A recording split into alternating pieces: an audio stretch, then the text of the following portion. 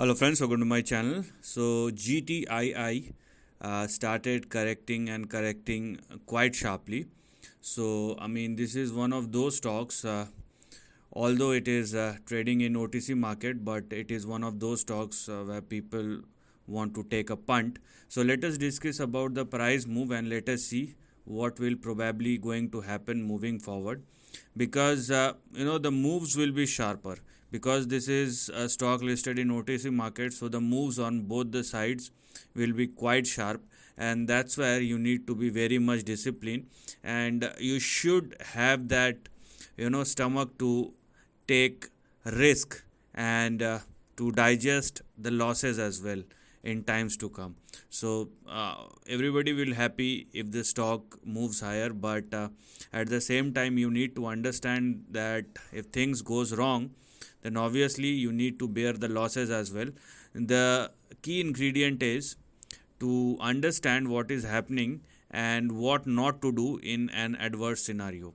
So right now, if you are looking at GTII, you can clearly see that this particular stock is trading in between a range where we have 0.56 as our support and 0.42 as our stop loss, and simultaneously on the upside we have 2.16, 2.54, and the big swing towards $4.5. So right now, if you are in search of a good support, then wait for the stock to retest 0.56 and 0.42, where you will find a big support, because this stock is indeed trading and consolidating in between 0.42 and $4.5 for the last 2 years the least. So the next big support or strong support will be 0.56 and 0.42.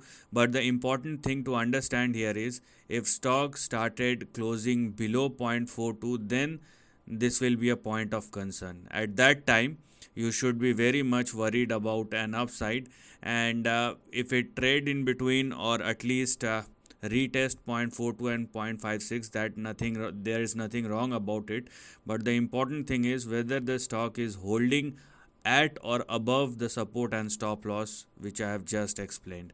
So it is a time for an observation and not to straightly jumped in and thinking that the stock will started moving from tomorrow itself, but to observe the trend. And if you want to go long, then wait for the support to arrive. But then again, as I told you, the stock must not fall below 0.42, because that's where your stop loss lies, and if the stock falls below 0.42, the risk will increase substantially. So this is the end of the video. Thanks for watching.